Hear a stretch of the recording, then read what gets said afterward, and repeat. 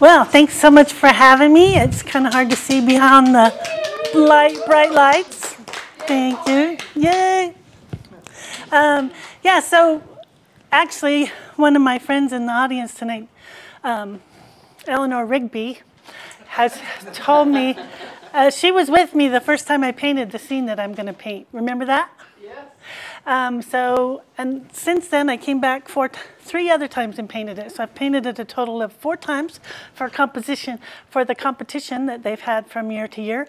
But I haven't been here since 2018 because I was teaching at a college, and before, when it was in June, I could make it. But once they switched to October, the semester got in the way. So I'm so happy to be back, though, because now I kind of retired. I'm still an adjunct, but I kind of not a full-time adjunct anymore, so I'm really excited. So I only have an hour, so I had to do somewhat of a cooking show. So what I did is I went out and did some sketching in my sketchbook, and then I'm going to show you what the build-up was. So if I can organize this thing, we'll look at the screen now. So Panorama Point is my favorite place in the park. And this was one of my sketches. I did 2 in my sketchbook. This one was very similar to the first year. I was looking down at the scene. And that was my first wash of the sketch. And then that's kind of the final sketch. But it looks huge up there, but it's a tiny little sketchbook. I'll show you that in a minute.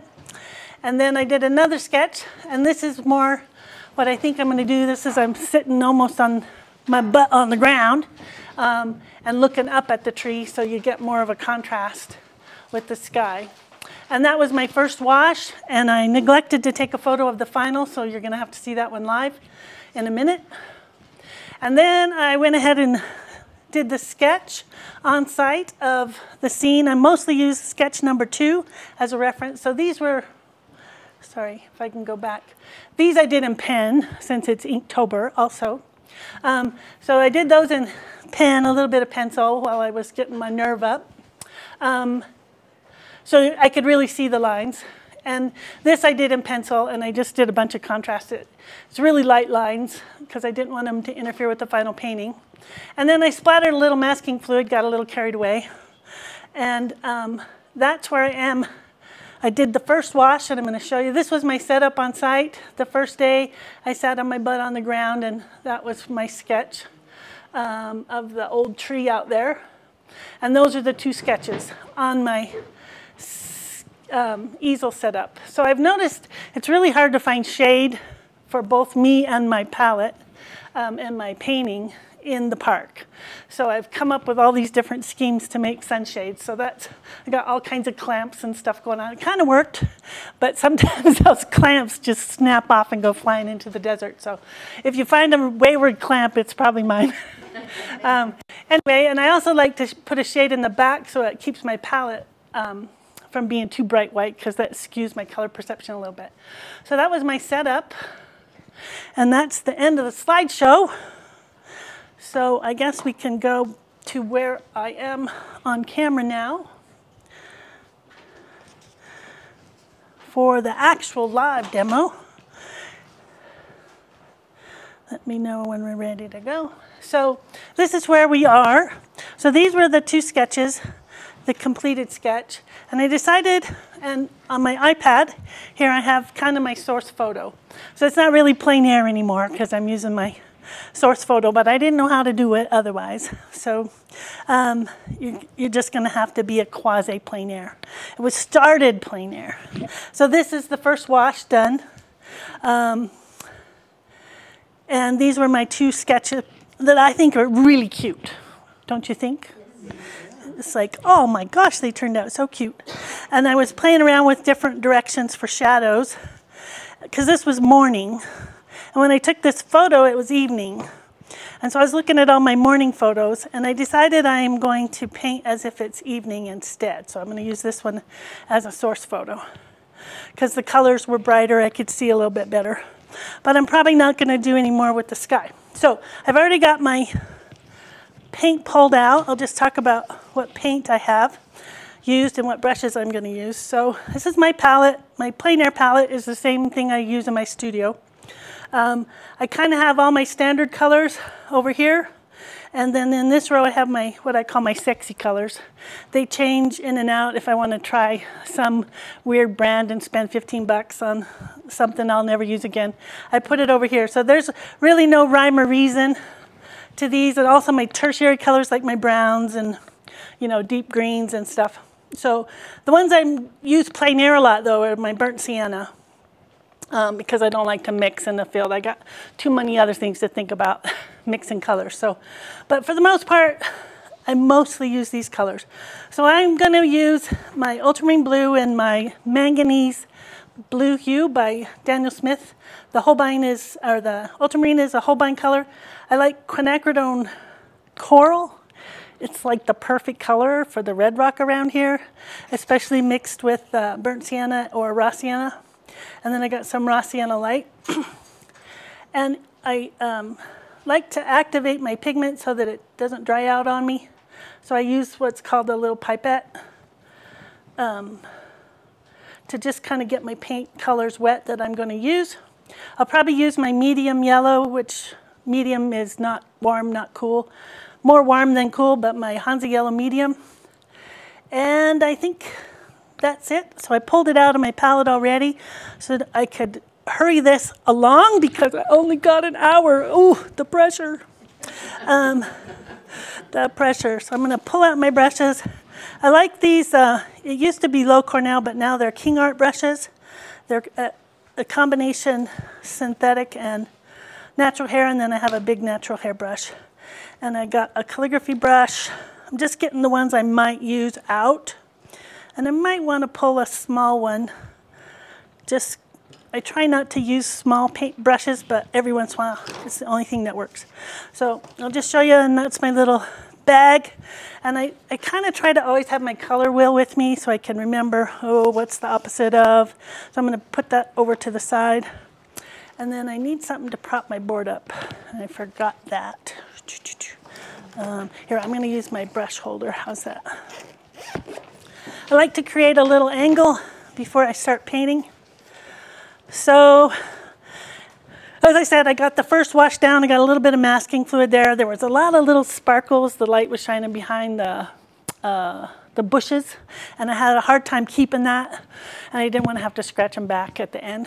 So that's why I used a little masking fluid. I typically don't when I'm plein air painting because I have to wait for it to dry, and sometimes it gets too hot and it glues it into the painting. But this time I'm going to use it. So the first thing I want to do is I tend to work top down, back to front. So I do the background and then I do the foreground. So I've got the first layer of value down. I'm going to put at least 2 more layers of value. So I'm going to think about getting my paint not to the lightest stage, but to the medium value stage. So right now I just pulled fresh paint out of the palette. So now I got to get it down to so it's not as thick. So I'm going to try to be disciplined and only clean my brush in one bin and leave this pure. Let's see if I can pull it off. So I'm just getting some water in there so that paint isn't so thick. And one color I forgot to bring out was my, I like a cool red. So in your color wheel, if you want a pretty purple, you want to get the cool red and the warm blue, because they already look purple, and that'll make a pretty purple. If you want a dull purple, you want to use the red that's more orangey and the blue that's more greenish. So I want a pretty purple for those distant mountains back there. So, so you want to pick the colors that are closer together. So if you're mixing any secondary color, the primaries that are closer together are going to make the brightest secondary. So that applies to orange as well as greens. So I want a pretty purple, mostly blue for my background hills, because they're pretty silhouetted. In the evening, they weren't as, you can see they weren't as silhouetted, but I like that silhouetted look. So I'm just going to pull in some of these details on that distant hill. That's a little too thick, but I'm going to get it started. There's a jut out there.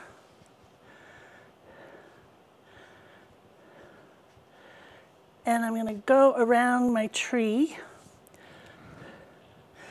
So then I'm going to pull that down. So I've wet my brush. I don't want to cover everything up that I so laboriously painted on site. I want to save some of those highlights in the distant rock. And I'm going to carve around my forward rock here. So I'm just not really following the photo. I'm kind of making it up a little bit. I just want to be indistinct. So I'm going to take some of my warmer red and that raw sienna color, because there are some red rocks back in there. So I'm going to hint at those as well. Back in there.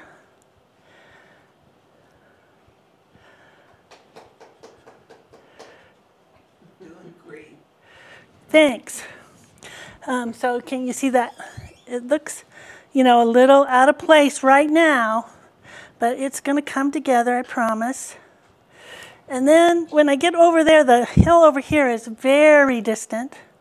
So I'm going to go more blue. So if you want something to be far, far away, make it lighter, bluer, and more neutral. So that hill way back there is very blue. And then I get over here, it starts to get more purpley. And I'm trying to remember what I'm painting around there. So that's my distant hill. And now I'm going to smush it. Because we don't want any hard edges in the distance, right? Because we want them to go back. So I'm cleaning out my brush, squeegeeing it out. See, I'm squeegeeing out the brush. And I'm just going to soften those light spots so that it isn't a lot of hard edges in the distance back in there. So it disappears into the background and it doesn't become the prima donna. But it's a really important secondary cast, isn't it? Okay, so I got that set up. Now I'm going to come over here. I'm going to skip the tree. There is actually a tree on the top of that hill. Or what do you call that? Projection? Rock projectile. I really, really love this. I don't know if you can see this on that thing that sticks out there. That's my favorite thing. So I have to give that a lot of prominence. So here I want to start to carve around, get it more rock looking. Oh, excuse me. Thank you.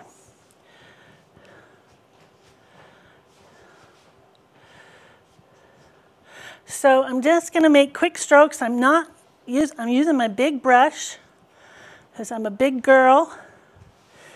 And I just want to save some of those light tones, but for the most part I'm getting a base layer, and while that's wet I'm going to take some of that purple and let it swim in there nice and soft.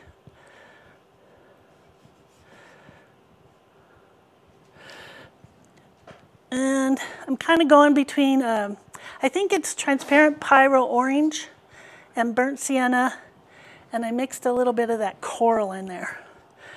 I love to let paint mix on the paper.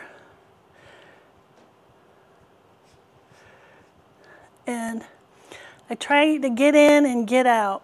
Try not to belabor it. It's really hard to do, isn't it, painters?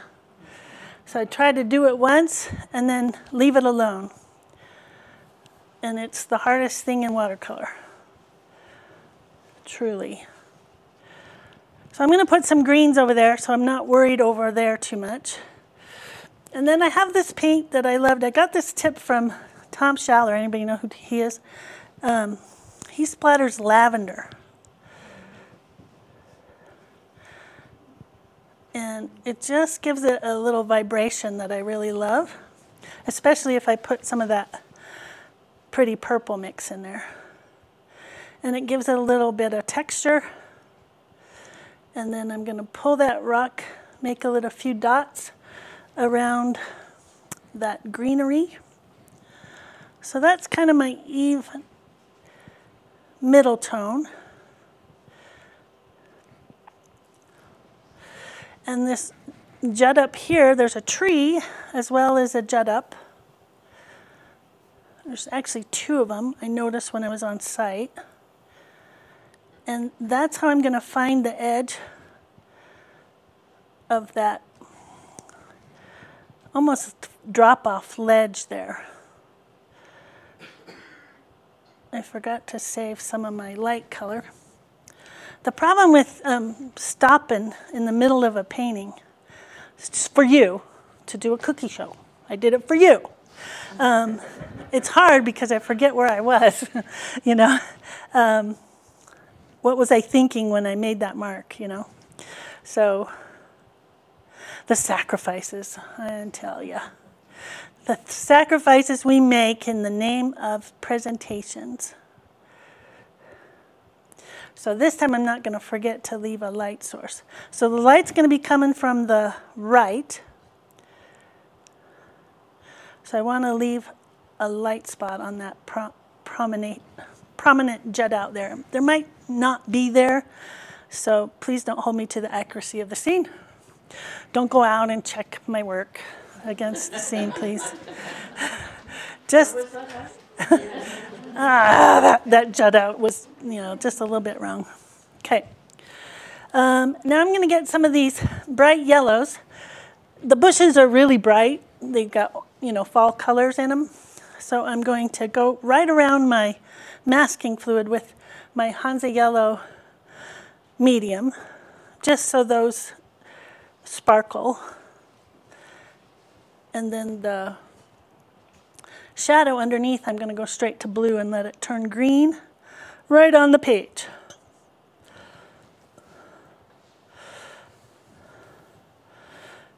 And I'm just going to rely on you guys to tell me if I'm going over time. I'm just going to paint, okay? I'm going to let you guys worry about stuff. I'm just going to have fun now. And then whenever I feel like I'm getting tight, I splatter. And this is my new favorite way to splatter, because it tends to loosen me up, makes me not be so serious about things. So there was a really orangey bush up amongst some greener ones with yellow flowers. So that's what I'm going for there. And then this was a green bush here on my source photo. And it's kind of a sage green. So I've struggled with trying to get that sage green, and I find I need a cool blue for that, as well as maybe dull it down a little bit with my lavender. And so I'm just going to do little wiggly strokes because I want it to look like the, I don't know if that was supposed to be a bush in my, but it is now, huh? And then I'll put some ultramarine down at the bottom. It might have supposed to have been a rock. I'm not sure. And put a little tree over there. And then I like that purple for a shadow coming off of the bush. So I don't want to forget that. I'm going to exaggerate some shadows coming off those bushes with my pretty purple. How do you make pretty purple? Here's a test. They sell it. Sometimes you don't have the right one though. Cool red, warm blue, because they're closer together on the color wheel. There's my college stuff coming out. There's a test. So I'll go ahead and cast some of those shadows just to orient myself where I want my bushes to be down here too.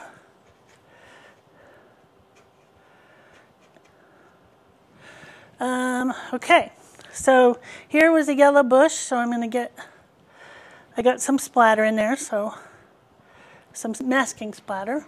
So I want some pretty bright yellow, because once I start getting into the red rock, I'm going to lose those yellows, so I want those to dry a little bit before I start doing what's around them. I'm going to paint over there and let that. Yellow gets polluted easy. See, look, I'm keeping my clean water clean. I'm proud of me. I'm using my dirty water to clean my brush.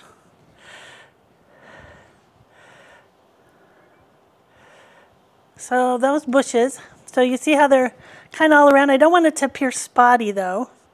So I'm going to kind of use that purple shadow to connect my shapes. So that'll be the edge of that brush. And then I'm going to make the shadow of the tree more prominent.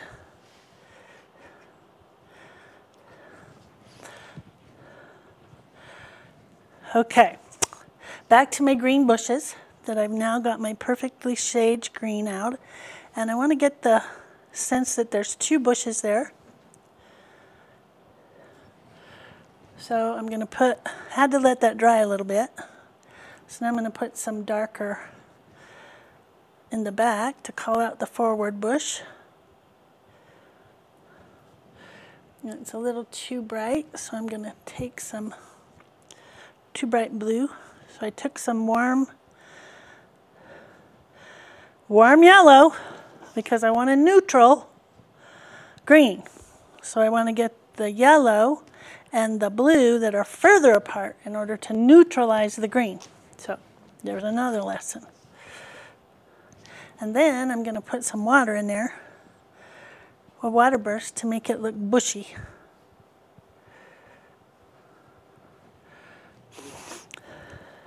I'm going too slow. All right, my background here looks pretty good. It's a little brighter on the screen than it is in real life, just so you know. It's not quite that bright. So over on this side, I'm going to put that green bushes. So I'm going to first mix up some green. I'll use my warm yellow and my warm blue to make more of an olivey green. And I'm actually going to put a little red in it too, just to make it even more olive. And I'm going to get myself oriented by splattering.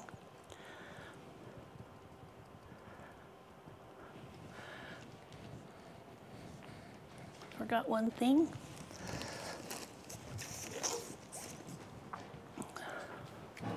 A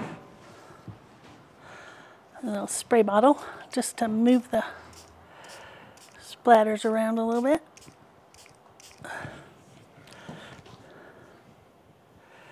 And now I'm going to change the color and splatter into the...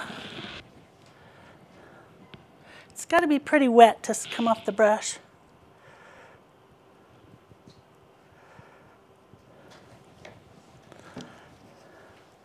I'll pick up some of those errant ones.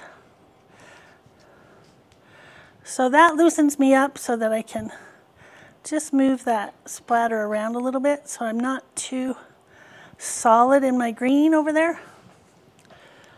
That was exciting, right? Everybody say, ooh, woo. And I'm going to go ahead and break that plein a little bit with the foliage, but mostly I want to use, I like those wiggly branches over there too.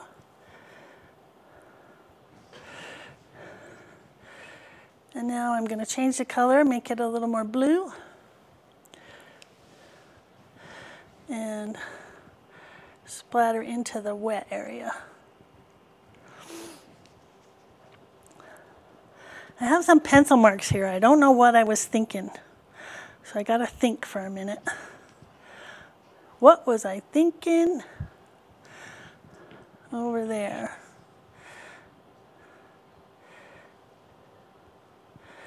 Okay, let's put in some dark. So I have different values in the same splattery bit. I think I want to have the tree, actually, let's see if I have a different photo. Oh, I don't. I want to have a tree over here too. So I'm just going to have to make it up. Oh my gosh. Just because I need something in this corner to ground this corner and send you back into my painting. I don't want you leaving me. I gotta send you back in there.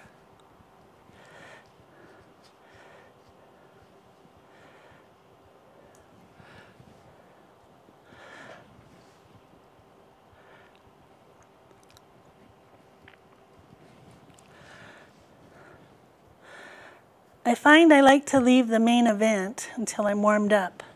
Does everybody else paint that way, or do you like to do the main event first? Sherry, what do you do? I never know what I'm going to do.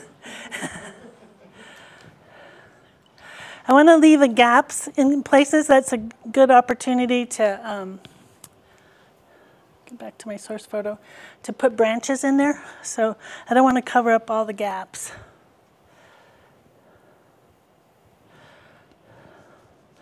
And I might even actually lift off a little bit just to mix up the edges. Okay, so now I got to address this foreground. If I move that up, can you still see the source? Okay.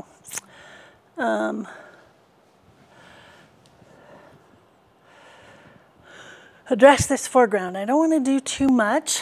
Let's put in the back ends of these trees that I've already put the shadows for.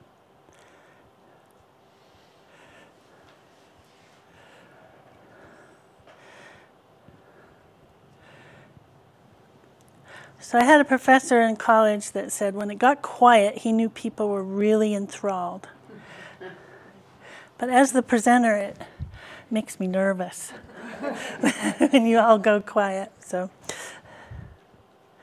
I'm assuming you're all enthralled, right? Okay. Woo.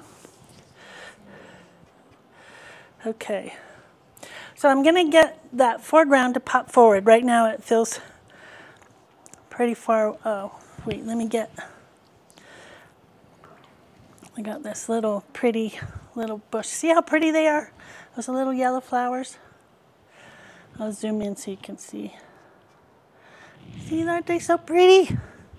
Especially right around the tree. But I don't want them to be spotty.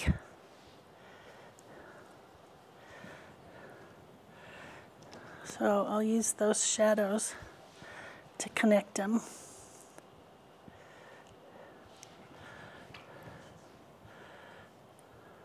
So when you make up shadows, it's pretty scary whether your light logic is going to work, right? So I'm going to cast that shadow, make it a little darker next to the object that's casting it, and a little redder so it feels like it's closer.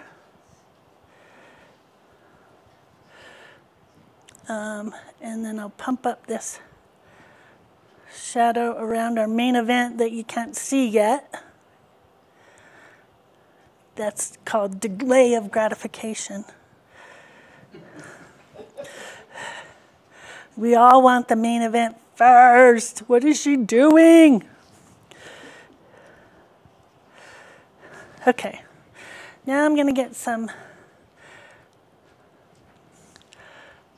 dirt color. And I'm going to try to do this fast. I'm using that coral mixed in with the orange, and I'm just going to be brave, Colleen. Just do it. Wow. Just do it. Ooh-ah. Everybody gasps. Quin coral mixed with the, I think it's transparent Pyrrole orange. But I love the red in it. That's my secret weapon for painting red rock, by the way. A lot of people like quinacridone burnt, what is it, QBO? What is it? Quinacridone burnt orange. I find that a little too brown for me. So I like the combination of those two. That's really bright. We need to fix that. Sorry, I gotta adjust this a little bit. Something went crazy on us. That's right. The colors aren't that bright. It looks really good though, so I'll just leave it. Pretend it looks that pretty. It's not quite that pretty orange. So that brought that foreground forward, didn't it? And forget my bush. Put a little bush in there. And then I'm going to take some of that burnt sienna, splatter into the wet. And what else? What did I do before? Lavender. So lavender is an opaque, and so it holds its own a little better. It doesn't spread out quite as much as a transparent pigment will, so it kind of holds its shape a little bit. Okay, dancing brush.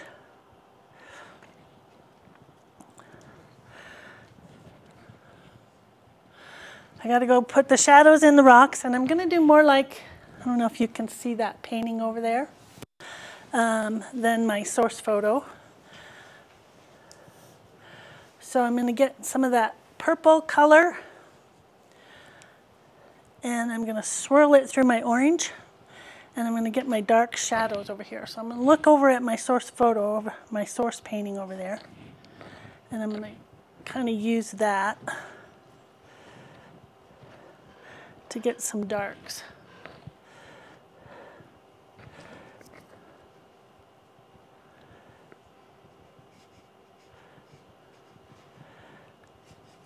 Just to give that prominent, whatever that word is. Eleanor Rigby knows. Promontory point? What's that? Oh, it's a promontory point? Yeah, it's a promontory. It's a jut out. I don't have good rock language, but I'm going more by what I did over there than what's in my photo, which was a different time of day, so it's probably not legal, but you won't tell, right? And then I'm going to put some straight ultramarine blue right in there with that for the really dark ledges. And I want to try not to get tight. And then I love having the screen to look at because I can see what it looks like in a different way. It's like a good step back method. I don't want it to be too busy, but it is kind of my focal area, so it's okay if it gets a little hard-edged. The tree, it's the interaction between the tree and the overlook is what I think is my focal point. It's not one or the other, it's their interaction. They're talking. Having a conversation. So I like it, and now I'm going to put the shadow that's down in here. Get some of that purple. Cull out that ledge. I kind of miss that. It kind of dips. It's not straight across.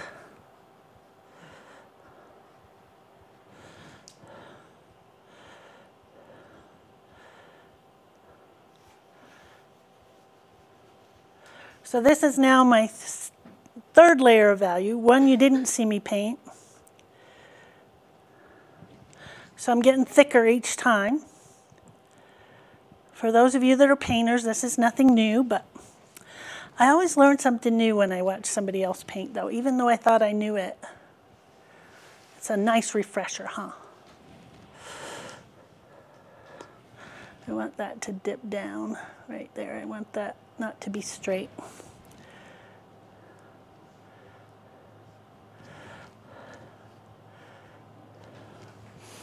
Okay, so now I'm going to put some of my bright orangey with the coral. I'm going to splatter it in there so make holes in the leaves. You know, so that it looks like tree is in front of the rock. Come back to that. I'm thinking I need to do the tree though. That's what you're all here for, right? You got to see that tree. Okay. I just want to. I thought you were holding out on them. Yeah. I got to get the first layer of the tree in there, so let me clean off. How are we doing on time? Hey, I'm doing pretty good on time. So I'm going to make, a lot of people paint trees brown. I find that the wood actually has some of the rock color in it. Have you guys noticed? You got up close to the trees out here. It's like they have a symbiotic relationship or something. There are, huh? You are what you eat. Yeah, exactly. So I like to start out my gray, this time with my cool blue, and I like the high value cool blue. It's called manganese blue hue. I use Daniel Smith's manganese blue hue, and it's a phthalo base. I'm not quite sure how they make it. It's not as staining as phthalo is, and it's higher value. It does granulate a little bit. Anyway, then I'm going to take some of that orange color, which I believe is transparent Pyrrole Orange by Daniel Smith. And I'm going to get it down to a pretty watery state. And I got to get a little brush here, so I'm going to use a calligraphy brush. Everybody knows Alvaro Castanet, or everybody may not know, but this is his, it says, has his name on it. Bethann, are you here? Is she here? No, she ordered this for us one time from Australia. So, because we couldn't get them in the States. So, but now you can get them. There's lots of manufacturers that make them. Okay, so I'm looking really close for my, and I'm gonna do, put my tea on. I'm gonna go right across that mark. And it wiggles around a lot.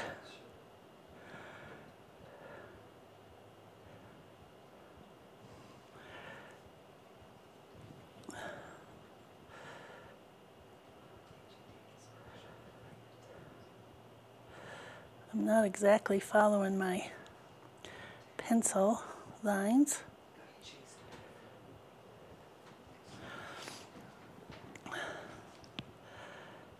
So after the fifth time, sixth time, seventh time now painting this scene, I think I'm the expert. What do you think?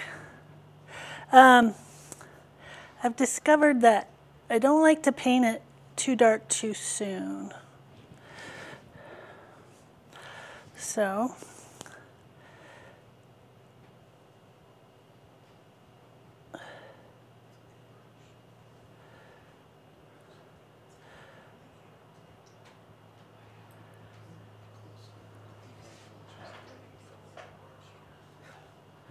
okay, that you just get the brush and it'll make you the best painter ever. Are you like me? I need the adult supervision going into the art store. I have to buy everything new. This is the secret. This is what's gonna do it. It is kind of a secret brush. I have two of them, and I've had lots of people ask me if they can buy it off me. It's like, no, I don't know where to get it. So,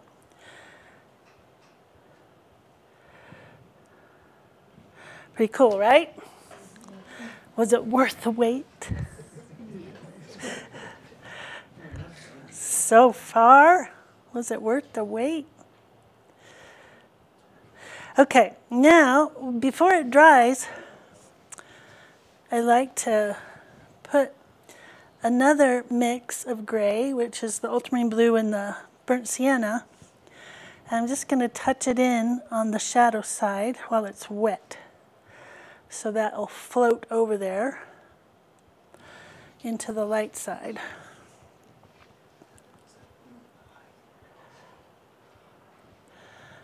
And you run the risk of overpainting when you do that, but it's a risk I'm willing to take for you, just to show you.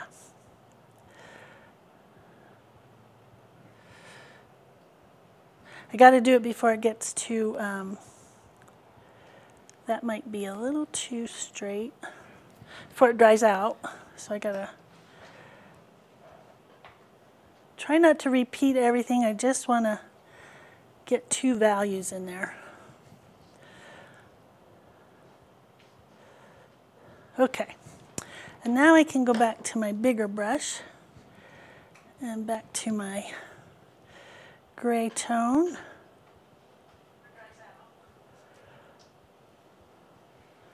I think I just heard my voice. Wow, that was a little freaky.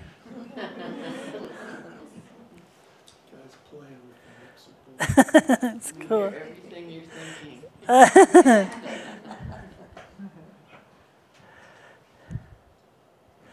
So there is the tree, at least to start with. Now I got to zoom in a little bit so I can see what that structure is going on there.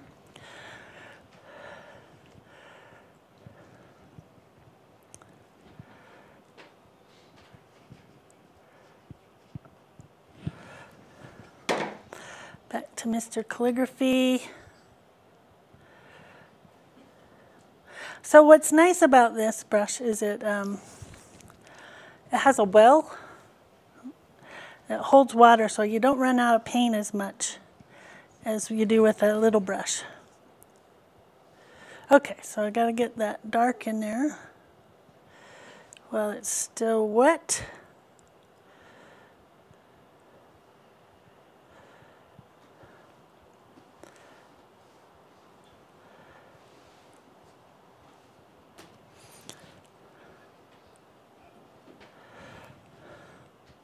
So I'm going to break that plane even though it's probably not broken in the photo because I want to send the background to the back. I don't know if I have that quite right. Pump up that dark a little bit. So I did the watercolor board. I put my watercolor paper, I glued it to a grater board. I'm trying that for the first time. Has anybody done that? It's cool. I was afraid it would change things, but I'm liking it.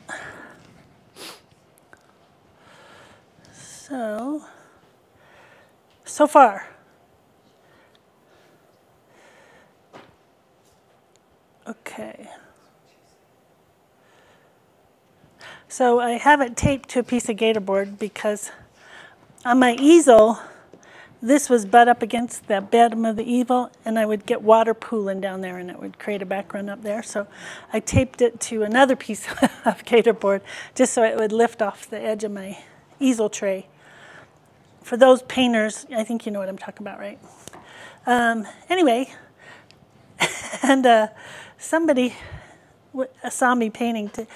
I struggle with paper towels. I need them, but not always. And they're always falling in the dirt or, so I took an extension cord that was kind of short. So I had rope, but I kept getting stickers in my fingers from the rope threads, And so I got a extension cord and I just plugged it into itself and it made a perfect little tray and I hung it and I had a little paper towel carry and I could just pull it out. I was so pleased with myself. I got a picture of it. I'll have to show you guys. I was so happy with myself for being that brilliant problem solver. Okay, and then there's this secondary little branch. Probably somebody's thought of it before, and somebody here already knows that, right? And did that already. So I was going all around my house. What can I use that's not going to break my fingers? Okay, that's the tree. It looks really good up there. Oh my gosh. Okay. I'm probably going to have to kind of do some, I like the background mountain. I like this over here. I got to put my tree up there, don't I? So I'm going to get my more floppy natural hair brush, mix up some green. I got to do that little tree on the hill, don't I? Up there. So remember how I used the warm yellow, and the ultramarine blue, and a tiny bit of red to make it neutral. Get it pretty watery. And I'm just going to splatter up there to start with. I'm going to skew it more yellow. Splatter more. What's my next step? Do you remember? Anybody? Spray it, yeah. The magic spray bottle.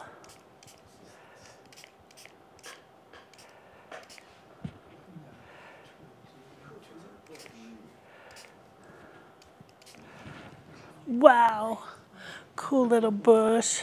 Whoa. Everybody says, wow. Okay.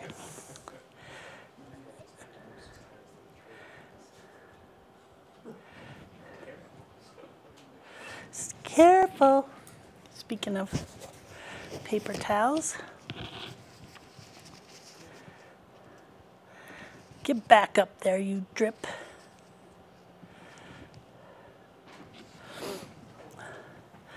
But I don't want it to be isolated.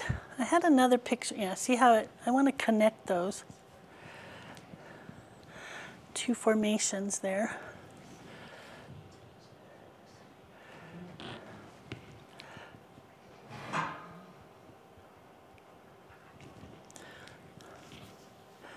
There's an opportunity for birds there.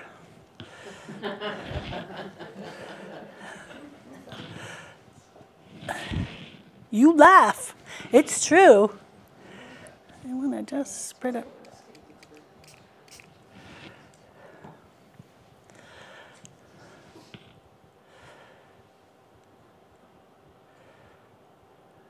So because it's so far away, I kind of want to keep it lighter tones.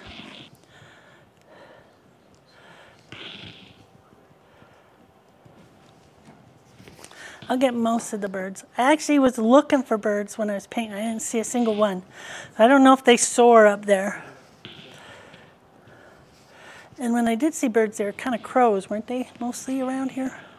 So I'm going to let that dry. I do have a little heat gun and I don't know where it is. So whenever I really need something, it's hiding.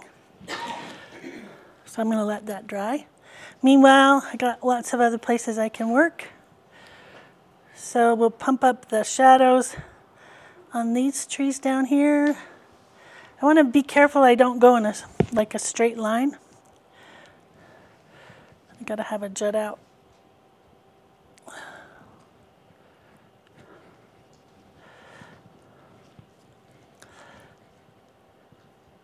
I wish I had an assistant that would mix the paint for me.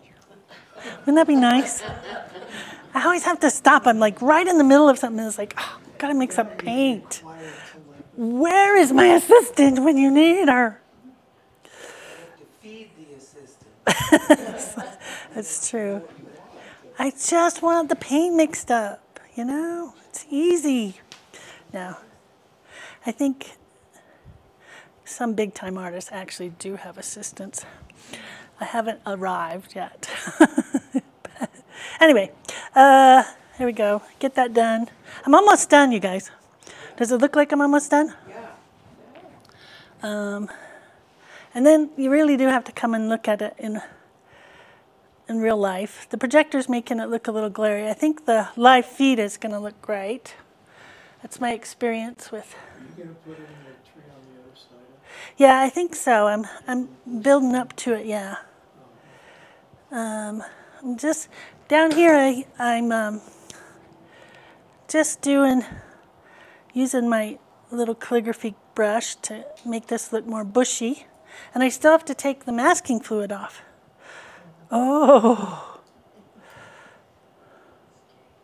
That's a little scary usually. So I want to make these look a little more bushy. And I've kind of lost track of my, see, I need that assistant. Where are you? Mix my purple.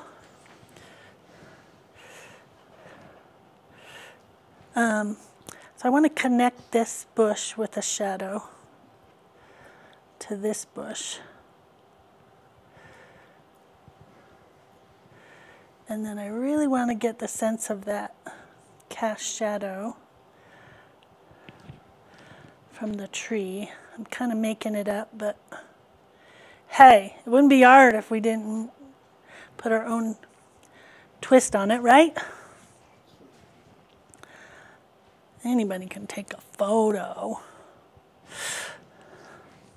Not anybody, but. Okay, and I like to put a little red squiggles in my yellow bushes. And I have to put my branches over there. And over here I need to put some branches. So I need to get my murky gray color, which is ultramarine blue and burnt sienna. And I'm going to put in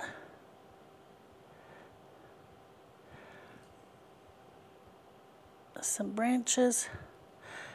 I like to do it actually while it's wet so that it fades.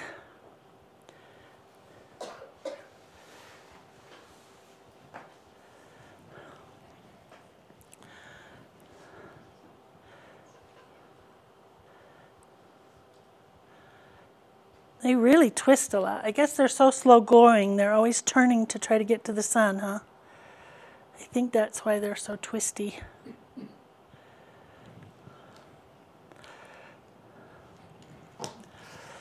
That is dripping down. What's that? Maybe there are drugs in the soil. Maybe. I'm gonna, if I had hours and hours to work on this, I would probably fiddle for a long time. But I just wanna, the closer it gets, the more marks you see, so I'll do little squigglies over here. Scribbles. I gotta let that dry, but I think there's a dry spot there and a dry spot there.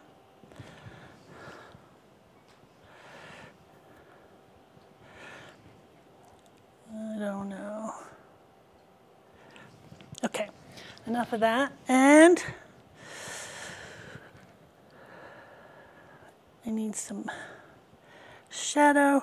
This is far away. I don't know, I think I need to make this darker to separate it from the background.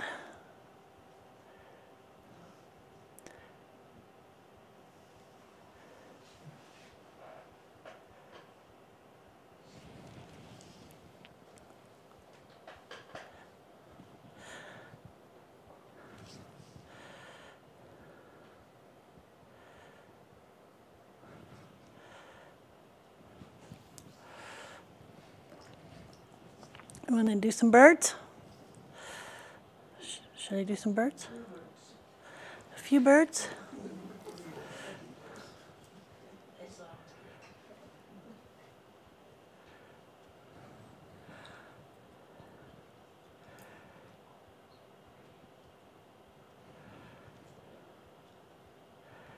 Don't do what I just did, which is try to rework it. Make them different. That's the main thing.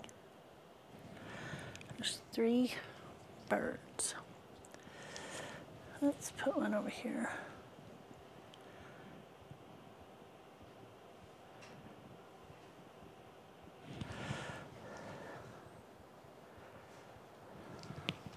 I don't know. Maybe getting carried away. Have one that's coming down below the horizon. How's that? I think birds kind of put life in your painting. you know, it's a kind of a dead scene. Oh, there's a bird already. So I'll stop with that. What do you think? Do I need to put something over here, like that bush? Yeah. Somebody says, yeah, I like the commitment. Yeah, I agree. Yes, Colleen, you better hurry. How much time I got? Oh, 4 minutes. I'm pretty close, though. John said Do you a could full go bush over. push. John said But- you could go over, I heard him. But you know what? I'm pretty dang close. Yeah, you're pretty good. Pretty dang close to time. I'm kind of impressed with me. I don't know about you. Sorry.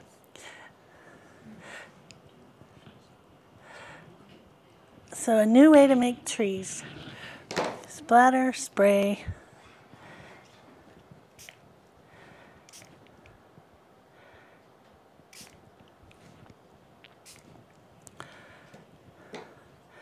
Smush. Those are the technical terms.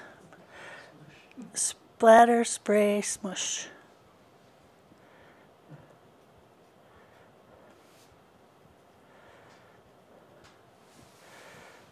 Everybody stuck it out. I'm proud of yous. Okay, I'm going to do that little branch coming in there. And then whatever I do after will be off the clock. It doesn't count. It'll be free time.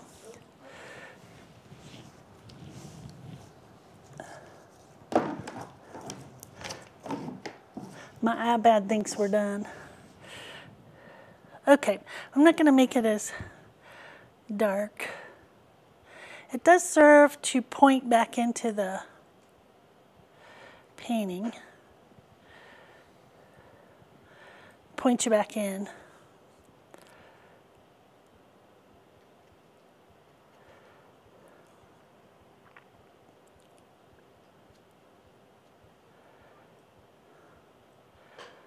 I love to watch Christy Grusendorf paint calligraphy.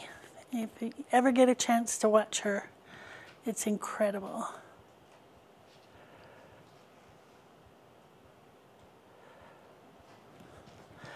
What do you think? Does it add or detract? It detracts, people say. So, Magic eraser. magic eraser.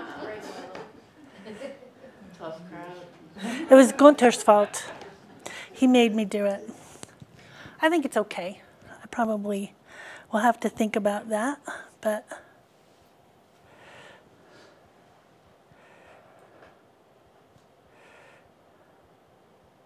I think it's kind of a fun little painting.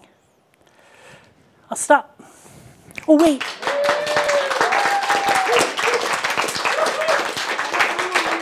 But wait. I have one more minute. There's more. But wait, Ginsu knives. No, I think I need to call out that edge a little better. And I need to sign it. So if I'm going to call it done. So if I use this quinacridone coral in my painting, I usually sign with it. So here we go. I'm signing it right on the hour.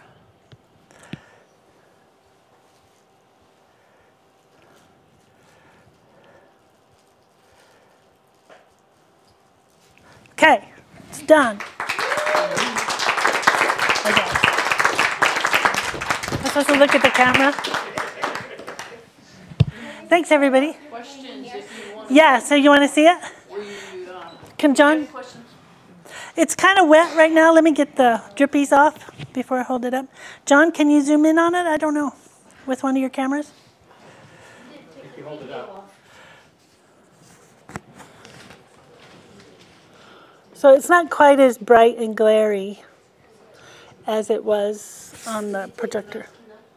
I didn't take them. It's not dry enough yet, though. So let me see if I can find my heat gun. Do you use a heat gun? Where did you mask it? Just splattered it a little bit. Yeah, I guess I could take question. If you can go back to my, no, let's not. I can take it off. The color is very different, yeah. It's the projector making it. I think the live feed, the color will be really accurate, yeah.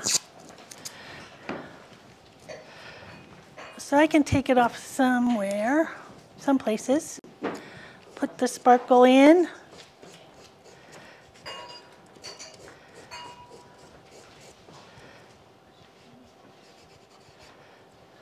I gotta make sure it's dry first, wherever I.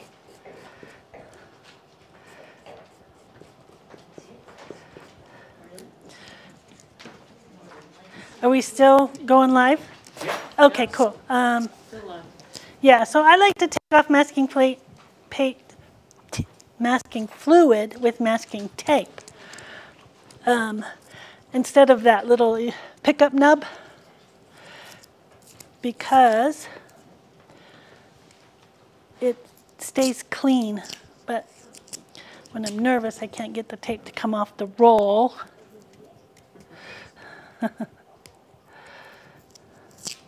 So I just get a piece of... So you could come up to the microphone. Yeah, if anybody has questions, come up to the microphone. I masked only a very little. There's not very much on there, but... Oops, that was wet there.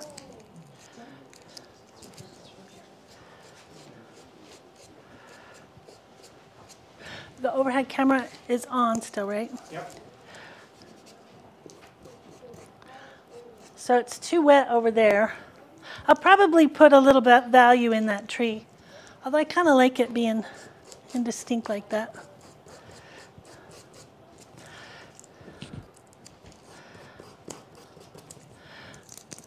Okay, I'm going to hold up now, John, so you can see it more accurately color-wise. It's just not as glary and bright. I think it's better in real life than on the projector. What do you think? So there is a little bit more masking fluid on, but this is really wet over there, and this is still pretty wet over there. If I could find my heat gun, I could dry it off. I think there needs to be a little more value, but I might leave it. It's kind of cool being a little transparent tree over there. And I don't know, I think I kind of like those branches. Gunther? Yeah, thanks. Thanks. Thanks for the tip. It's an audience. Okay, so that's all I have for you. Pretty close to 1 hour. I'm impressed.